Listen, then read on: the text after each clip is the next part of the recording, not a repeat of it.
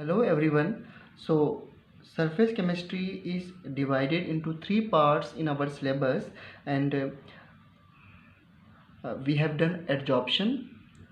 आज हमें स्टार्ट करेंगे कैटालिसिस और इसके नेक्स्ट जो हमें पढ़ना है that is colloidal solution.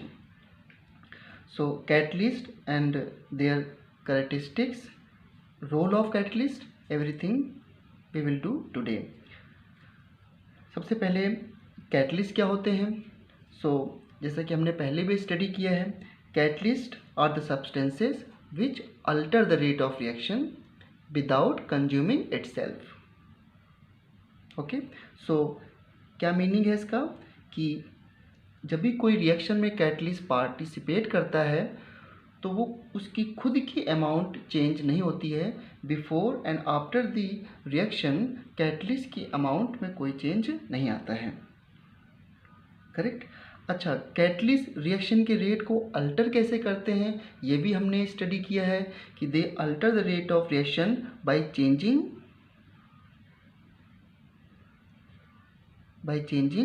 Activation energy. Okay, you know that कि अगर एक्टिवेशन एनर्जी कम होती है किसी रिएक्शन की बाय एडिंग कैटलिस्ट तो रेट क्या हो जाता है, इंक्रीज होता है. ये हमने स्टडी किया है इन केमिकल काइनेटिक्स. और अगर एक्टिवेशन एनर्जी कैटलिस्ट ऐड करने से बढ़ जाती है तो उस रिएक्शन का रेट जो है वो स्लो हो जाता है. ओके, अब जैसे कि एग्जांपल से समझते हैं कि जैसे मान लो कोई रिएक्शन है A to B and B reverse reaction दे रहा है फॉर्मिंग A. सो ये साइन इक्विलिब्रियम का होता है एंड अगर इस रिएक्शन में हम कैटलिस्ट को ऐड कर दें, कैटलिस्ट को हम अगर ऐड कर दें then what will happen. Catalyst कोई पार्शियलिटी नहीं करता है. ये अगर रिएक्शन में दो रेट हैं, फॉरवर्ड यानी A से B बन रहा है और B से A बन रहा है बैकवर्ड रेट, तो catalyst equally effect both rate, forward and backward rate. ठीक है. So it equally affects both forward and backward rate.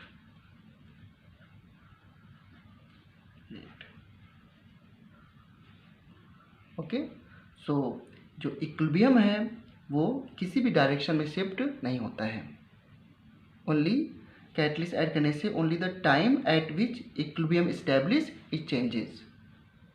Equilibrium क्यों नहीं शिफ्ट होता है फॉरवर्ड या बैकवर्ड में, क्योंकि जो कैटलिस्ट होता है वो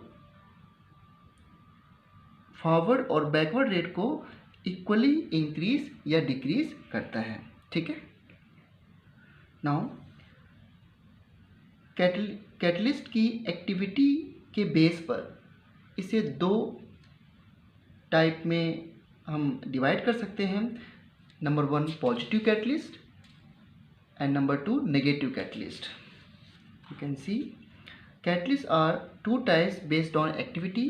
अब देखो जैसे कि आप बोलते हो कि catalyst alter the rate of reaction, तो ये रेट ऑफ रिएक्शन को इंक्रीज कर सकते हैं. अगर इंक्रीज करते हैं रेट ऑफ रिएक्शन को तो उसे हम बोलेंगे पॉजिटिव कैटलिस्ट, और अगर डिक्रीज करते हैं तो उसे बोलेंगे हम लोग negative catalyst.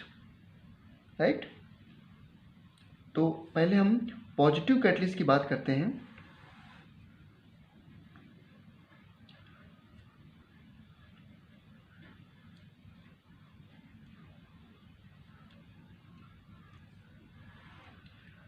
So positive catalyst क्या होंगे, विच इंक्रीजेज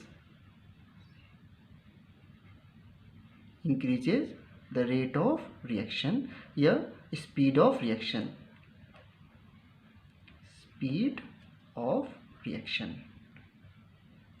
करेक्ट. इसके एग्जाम्पल बताता हूँ मैं. इससे नंबर 1 एग्जाम्पल है हैबर्स प्रोसेस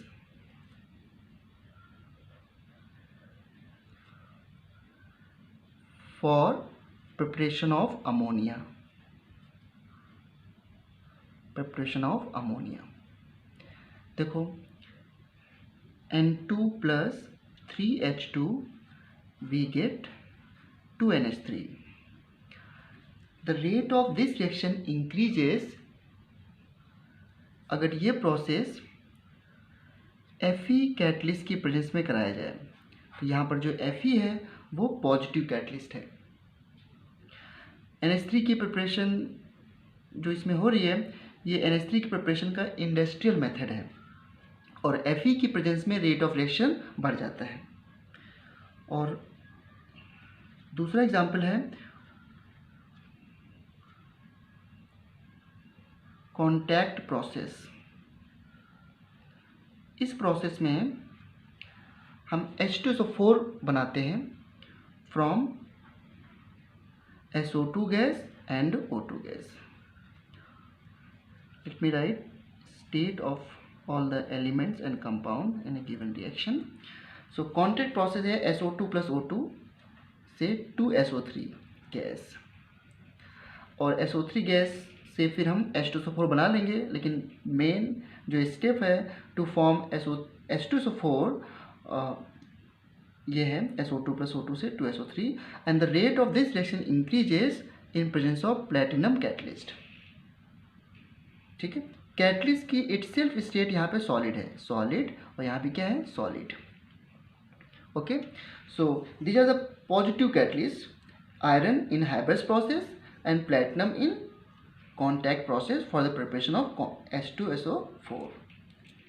ठीक है, तो अंडरस्टूड कि पॉजिटिव कैटलिस्ट वो होते हैं जो किसी रिएक्शन के रेट को बढ़ा देते हैं bye lowering it's activation energy. ठीक है, अच्छा एक बात जो मैंने काइनेटिक्स में और बताई थी आपको कि आपको पता है कि this is the potential energy और ये है आपका रिएक्शन कोऑर्डिनेट। एंड किसी रिएक्शन को होने के लिए यू नो कि this is the reactant and ये प्रोडक्ट है मान लो, एंड रिएक्शन इस तरह एक नॉर्मल पाथ से होके जाती है एंड इस पीक पर जो एनर्जी चाहिए होती है इसे हम बोलते हैं थ्रेशोल्ड एनर्जी। ETH का मतलब क्या यहाँ पे, थ्रेशोल्ड एनर्जी। एंड जो एनर्जी गैप होता है between reactant, this is the reactant, this is the product, इस एनर्जी गैप को हम लोग क्या बोलते हैं, डेल्टा H। तो कैटलिस्ट जब ऐड करते हैं किसी रिएक्शन में, अभी मैंने नॉर्मल ग्राफ बनाया विदाउट कैटलिस्ट, जब कैटलिस्ट ऐड करते हैं तो जो थर्मोडायनामिक पैरामीटर होते हैं वो कभी चेंज नहीं होते। Delta H will not change, delta G will not change and entropy भी चेंज नहीं होगी। ठीक है, कैटलिस्ट डालने से होता क्या, only activation energy changes so that की रिएक्शन की स्पीड इंक्रीज या डिक्रीज हो जाए। तो ये नॉर्मल रिएक्शन है, इस रिएक्शन को होने के लिए इतनी एक्टिवेशन एनर्जी हमको चाहिए, करेक्ट। अब मान लो हमने रिएक्शन में कैटलिस्ट ऐड कर दिया और वो कैटलिस्ट पॉजिटिव है, तो क्या करता है कि इस रिएक्शन के रेट को बढ़ा देता है, यानी कि इसके लिए जो रिक्वायर्ड एक्टिवेशन एनर्जी है वो कम कर दिया। अब हमको इस लेवल से कितनी एक्टिवेशन एनर्जी चाहिए, only this much activation energy, और पहले हमको ये चाहिए थी। मैं मान लेता हूँ कि ये E कैटलिस्ट है, तो E कैटलिस्ट जो हमको अब चाहिए that is less than E normal. Okay, so rate क्या हो गया रिएक्शन का, बढ़ गया। अब आते हैं निगेटिव कैटलिस्ट में।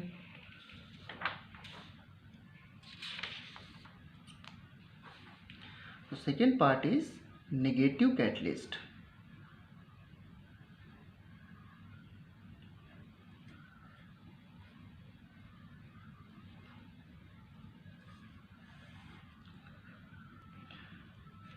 सो नेगेटिव कैटलिस्ट क्या होते हैं, the substances which decreases the speed of reaction are called negative catalyst, correct. And reaction की स्पीड को कैसे डिक्रीज करते हैं, by increasing required activation energy for the reaction. तो अगर एक्टिवेशन एनर्जी रिएक्शन के लिए ज़्यादा रिक्वायर्ड होगी, यानी कि रिएक्शन जो है वो लॉन्ग पाथ से होके जाएगी और उसका रेट स्लो हो जाएगा। तो इसको भी हम एक ग्राफ से समझ सकते हैं इस तरीके से कि suppose this is again reactant and this is the product and normal reaction के लिए एक्टिव एनर्जी इतनी रिक्वायर्ड है, यहाँ से यहाँ तक। This is the active energy required. This is a uncatalysed reaction, यानी कि अभी हमने कैटलिस्ट ऐड नहीं किया है। Suppose after adding the catalyst the reaction coordinate changes like this. जब हमने कैटलिस्ट ऐड कर दिया तो रिएक्शन इस तरह चेंज हो गई। अब इसके लिए जो रिक्वायर्ड एक्टिव एनर्जी है वो कितनी हो गई हमारी, this much. This is the active energy E catalyst. तो इस बार एक्टिव एनर्जी जो नॉर्मल रिएक्शन के लिए रिक्वायरमेंट थी and in presence of catalyst उससे कम है। तो कैटलिस्ट की प्रेजेंस में रेट क्या हो गया, स्लो हो गया, क्योंकि ये लॉन्ग पाथ से रिएक्शन जा रही है। तो इसलिए हम बोलते हैं कि catalyst alter the path of the reaction. ठीक है, इसके एग्जाम्पल को समझने के लिए एक कंपाउंड है बच्चों, बड़ा इंपॉर्टेंट, C2H5 का होल 4Pb।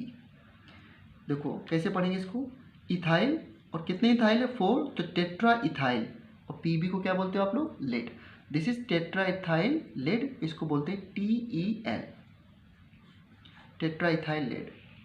ये एक एंटी नॉकिंग कंपाउंड है, एंटी नॉकिंग।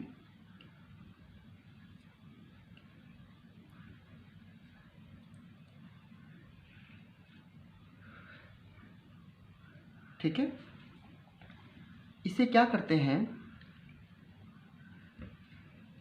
इसको एंटी नॉकिंग मटेरियल की तरह यूज करते हैं इन इंटरनल कंबशन इंजन में। इस कंपाउंड को डालने से क्या होता है कि जो व्हीकल ड्राइव होता है तो उसमें इतनी साउंड नहीं होती है, बिकॉज ये एंटी नॉकिंग जो है वो कंपाउंड है। अब कैसे क्या करता है, इसकी प्रेजेंस में जो फ्यूल होता है वो कम एक्सपेंड होता है, कम खर्च होता है, उससे क्या होता है कि इतनी साउंड प्रोड्यूस नहीं होती है। तो ये क्या कर रहा है कि फ्यूल के कंजप्शन को या फ्यूल के कंबशन के रेट को स्लो कर देता है। तो ये ऐड करते हैं। और भी एग्जाम्पल हैं, जैसे कि आपने 10th में पढ़ा था रेंसिडिटी।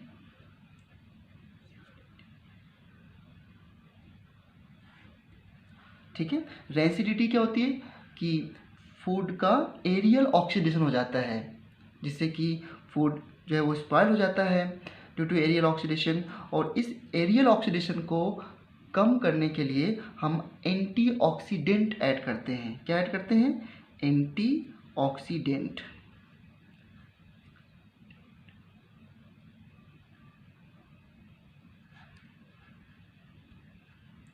ओके बच्चों, सो एंटीऑक्सीडेंट क्या करते हैं, जैसे नेम सजेस्ट कर रहा है, एंटीऑक्सीडेशन, ऑक्सीडेंट मतलब जो ऑक्सीडेशन रिएक्शन को स्लो कर दे या ऑक्सीडेशन रिएक्शन के अगेंस्ट हैं जो। ठीक है, इसमें आप याद करो कि रेंसिडिटी को रिड्यूस करने के लिए हम एक कंपाउंड यूज करते थे एज ए एंटीऑक्सीडेंट, जिसका नाम था BHT, ब्यूटाइलेटेड हाइड्रोक्सी टोलुइन। ठीक है, सो दिस इज, इसको ऐड करने से क्या होता है कि जो ऑक्सीडेशन रिएक्शन है फूड की वो स्लो हो जाती है। तो रिएक्शन की स्पीड का स्लो होना ही क्या होता है, नेगेटिव कैटलिस्ट। ओके, आपने अभी सॉल्यूशन चैप्टर में सुना है कि एंटी फ्रीज कंपाउंड ऐड करते हैं जिससे कि उसका फ्रीजिंग पॉइंट और कम हो जाता है। आपने इथाइलिन ग्लाइकॉल का नाम सुना है। ठीक है, तो वो भी क्या करता है कि फ्रीजिंग के रेट को स्लो कर देता है।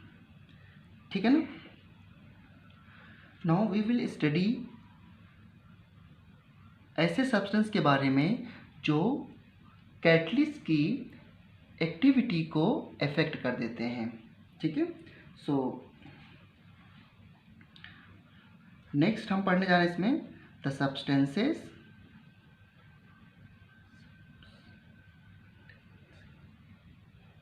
which affect the activity of catalyst।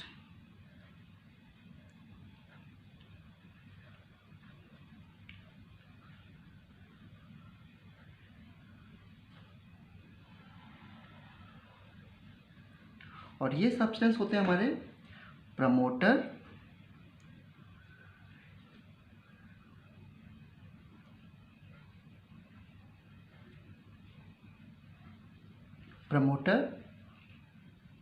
Promoters and next जो है वो इसे हम लोग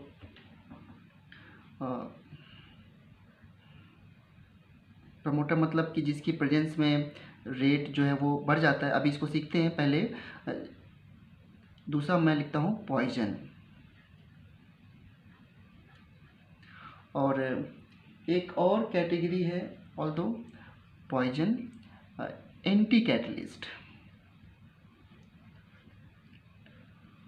ऑल्दो ये पॉइजन हो गया एक तरीके से।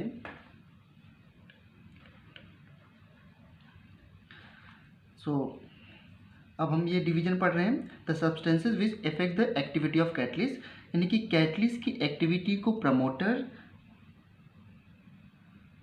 से कैसे रिलेट करेंगे।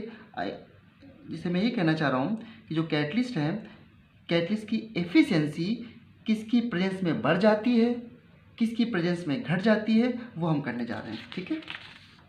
तो नेक्स्ट है प्रमोटर्स के बारे में।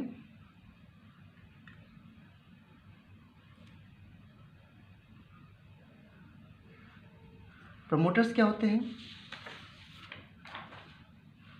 वो सब्सटेंस जो कैटलिस्ट की एक्टिविटी को इंक्रीज कर देते हैं। ठीक है। सब्सटेंसेस which enhance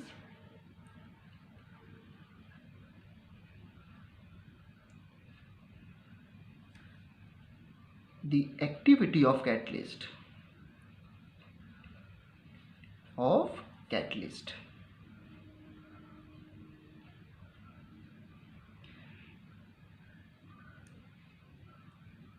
जैसे कि इसको एक एग्जाम्पल से हम समझे तो अभी मैंने आपको बताया था preparation of ammonia from Haber's process. So N2 + 3H2 से you get 2NH3 gas. And इसमें हम कैटलिस्ट क्या लेते हैं?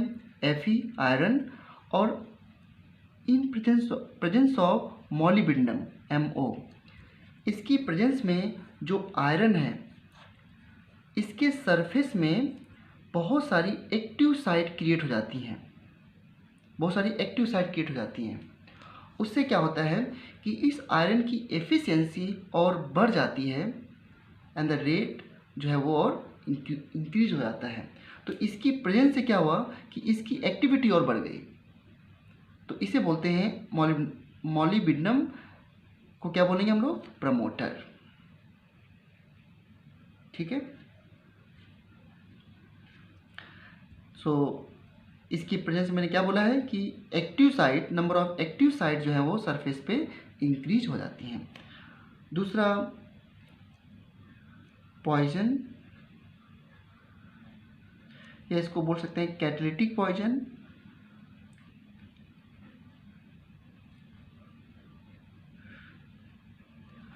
और इसको हम लोग इनहिबिटर भी कहते हैं।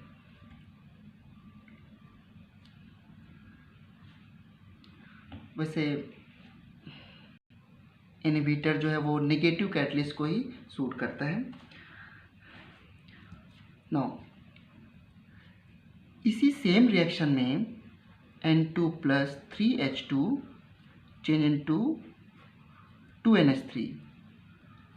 अब आयरन के साथ कार्बन मोनोऑक्साइड गैस ले लो। ठीक है। सो इससे क्या होता है कि जो रेट ऑफ रिएक्शन है वो घट जाता है। अब देखो, इस कैटलिस्ट की एफिशिएंसी मोलिब्डेनम के प्रेजेंस में इंक्रीज हो रही थी और कार्बन मोनोऑक्साइड के प्रेजेंस में इसकी एफिशिएंसी घट रही है। और अगर इसकी एफिशिएंसी घटेगी तो ये अपने सरफेस में N2 गैस और H2 गैस को कम एब्जॉर्ब करेगा। कहीं ना कहीं कैटलिसिस प्रोसेस को हमें एब्जॉर्प्शन से लिंक करना है ना। तो जब इसके सरफेस में एक्टिव साइट्स कम होंगी, सरफेस बहुत स्मूथ होगा, रफ नहीं होगा। कि रफ सरफेस में रेट ऑफ रिएक्शन फास्ट होता है with respect to smooth surface. तो N2 H2 गैस इसके सरफेस में एडजॉर्ब नहीं होंगी सही से, तो फिर रेट ऑफ रिएक्शन क्या हो जाएगा, स्लो हो जाएगा। अब आप ये पूछ सकते हो कि सर ये कार्बन मोनोऑक्साइड पॉइजन की तरह कैसे काम करता है।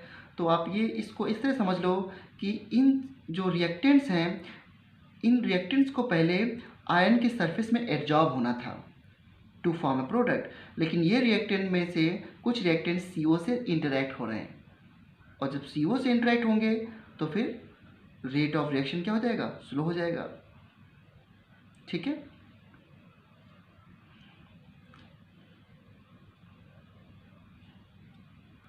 इसका एक और भी बहुत फेमस एग्जाम्पल है, अगर आपको याद हो कि एल्काइन की रिएक्शन दिस इज इथाइन, हम निकल से कराते हैं presence of H2 at some temperature, you get alkene, and then immediately this alkene convert into alkane.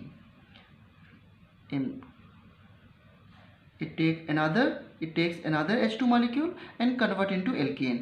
यानी कि आप एल्काइन को एल्कीन में नहीं दे सकते हैं directly, you will get ethane.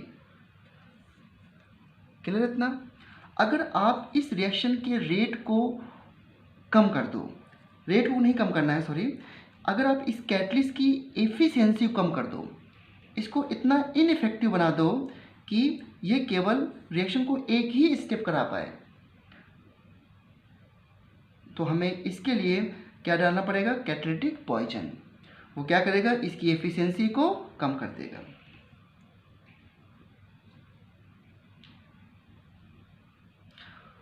इस एग्जाम्पल को मैं एक तरीके से और बता सकता हूँ कि जब आयन के सरफेस में CO गैस एडजॉर्ब होने लगेगी तो N2 H2 गैस का एडजॉर्प्शन कम हो जाएगा, और इससे रेट ऑफ रिएक्शन जो है वो, यानी कैटलिस्ट की जो इफेक्टिविटी है या कैटलिस्ट की जो एक्टिविटी है फॉर H2 एंड N2 वो कम हो जाएगी। आप इसको ऐसे भी एक्सप्लेन कर सकते हो। ऑल्दो बोर्ड में क्वेश्चन आता है कि what is the role of CO in the formation of ammonia from hybrid process. So you will say कि CO जो है वो कैटालिटिक पॉइजन की तरह बिहेव करता है। सो इससे क्या होता है कि rate of production of ammonia decreases, okay, because it lowers the activity of iron. So हम इस एग्जाम्पल को डिस्कस कर रहे थे। अब अगर इस रिएक्शन को आप यहाँ रोकना चाहते हो तो इसके लिए दूसरा कैटलिस्ट बड़ा इंपॉर्टेंट डिजाइन करते हैं, और उस कैटलिस्ट का नाम आपने सुना है। इसी रिएक्शन को हम PD के साथ कराते हैं in presence of BaSO4 plus quinoline, एक कंपाउंड है क्यूनोलीन। ओके, अब देखो ये इस रीजन से भी क्या होता है, हाइड्रोजनेशन। H2 के एडिशन को हम लोग क्या बोलते हैं, hydrogenation. Now these two compounds act as a poison। ठीक है, ये क्या करते हैं, ये पैलेडियम के सरफेस की एफिशिएंसी को कम कर देते हैं। उससे क्या होता है कि ये it does reduction in one step only, यानी कि अगर आप इसमें CH ट्रिपल बॉन्ड CH की रिएक्शन करा दो PD, अगर सिर्फ PD लेते हो आप रिडक्शन करने के लिए, H2PD मैं लिख रहा हूँ, H2PD क्योंकि हम रिडक्शन कर रहे हैं। सो H2PD हम ले रहे हैं, अगर यहाँ पर BaSO4 और क्यूनोलिन ना लें, then again you will get alkene, but इसकी प्रेजेंस में BaSO4 plus quinoline, then you get alkene like this. Reaction यहाँ पर स्टॉप हो जाएगी because they act as a catalytic poison. ठीक है, इस कैटलिस्ट का नाम होता है बच्चों Lindlar catalyst.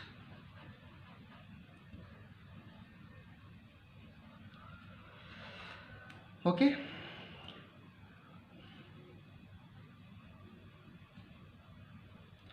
Now we will discuss some important characteristics of catalyst. Important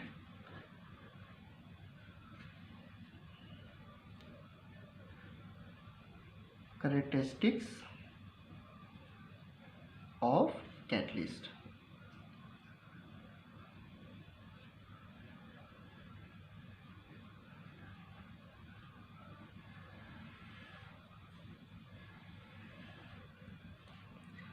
important characteristics of catalyst में सबसे पहले दो बड़े इम्पॉर्टेंट पॉइंट में डिस्कस करना चाहूँगा, वो ये है, number 1, activity of catalyst.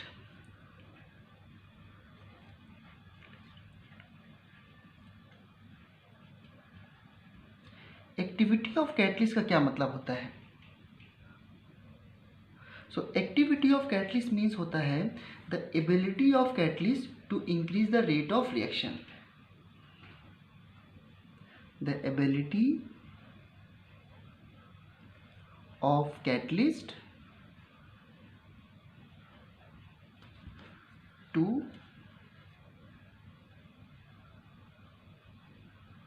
increase the rate of reaction.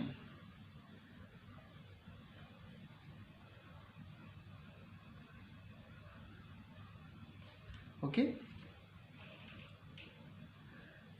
अब इसको जरा सुनना ध्यान से। कैटलिस्ट कैसे किसी रिएक्शन के रेट को इंक्रीज कर सकता है? उसका ये तरीका है कि जब सरफेस के साथ ये रिएक्टेंट को जोड़ता है, जैसे मान लो कोई रिएक्शन है H2 + O2 से हम बना रहे हैं H2O, ठीक है, and this is the catalyst. अब इस कैटलिस्ट के अंदर टेंडेंसी होनी चाहिए कि ये अपने सरफेस पे H2 गैस और O2 गैस को एडजॉर्ब करे, ठीक है। बट एडजॉर्ब करने के बाद इनके साथ बहुत स्ट्रॉन्ग और बहुत वीक बॉन्ड नहीं बनाए,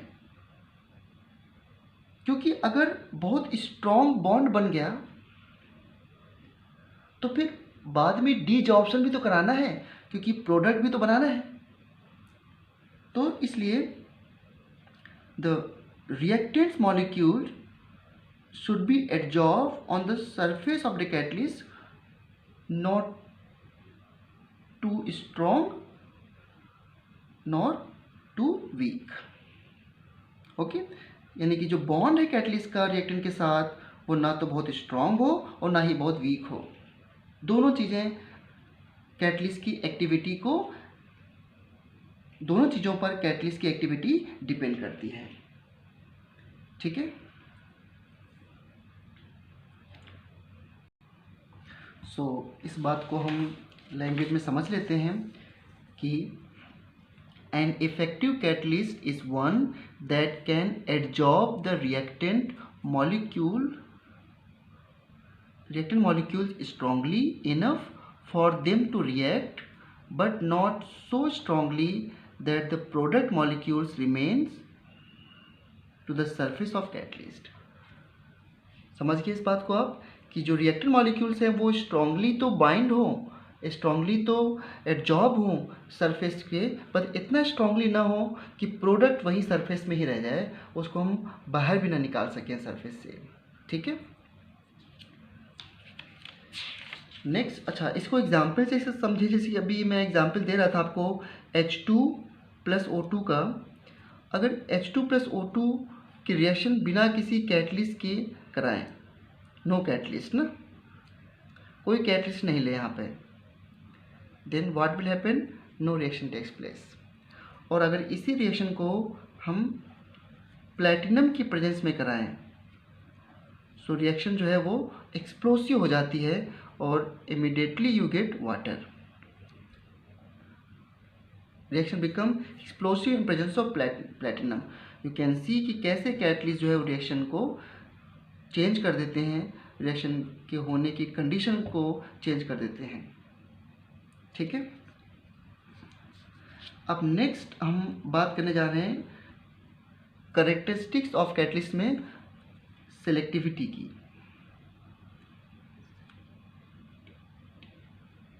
selectivity of a catalyst.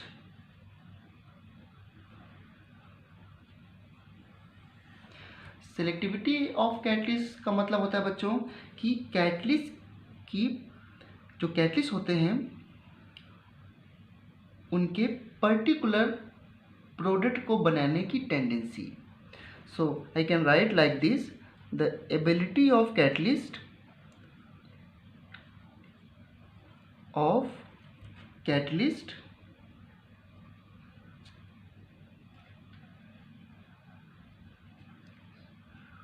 to form particular product. Okay और इस पे क्वेश्चन भी आ चुका है.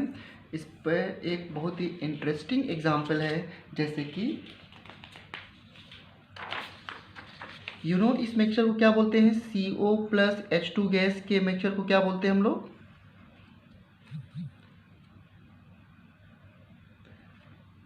This mixture is called water gas. Remember, water gas एक फ्यूल होता है. नाउ अगर इस मिक्सचर में हम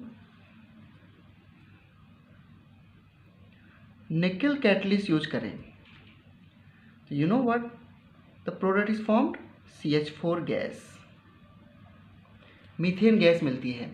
और अगर इसी मिक्सचर में हम लोग कॉपर कैटलिस्ट लें, यानी कि इस मिक्सचर की रिएक्शन कॉपर कैटलिस्ट की प्रेजेंस में कराएं, so we get this compound SCHO, जिसका नेम होता है फॉर्मल्डिहाइड.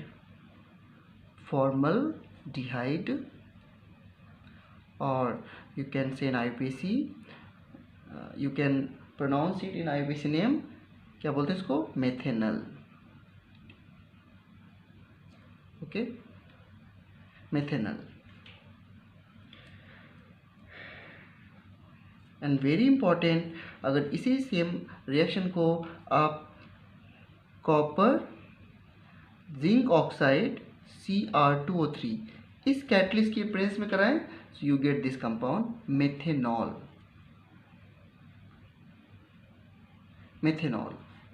एल्कोहल मिल गया. सो यू कैन सी कि एक ही टाइप का मिक्सचर है, carbon monoxide and hydrogen, but different catalysts are forming different products. This is called selectivity of a catalyst. ठीक है, आप इसको एक एग्जांपल से और समझ सकते हो, जैसे कि CH ट्रिपल बॉन्ड CH है, अगर आप इसमें निकल कैटलिस्ट लो तो यू गेट CH3 यानी कि इथेन. एंड अगर आप इसी रिएक्शन में आप PD ले लो and presence of BSO4 reduction करा रहे हैं बच्चों हम लोग, H2 and H2 plus H2, correct. So you get ethene. तो कैटलिस्ट हमने यहाँ पे चेंज किया है, H2PDBSO4 in presence of quinoline, and this is nickel catalyst, so you get ethane. So this is called selectivity of a catalyst.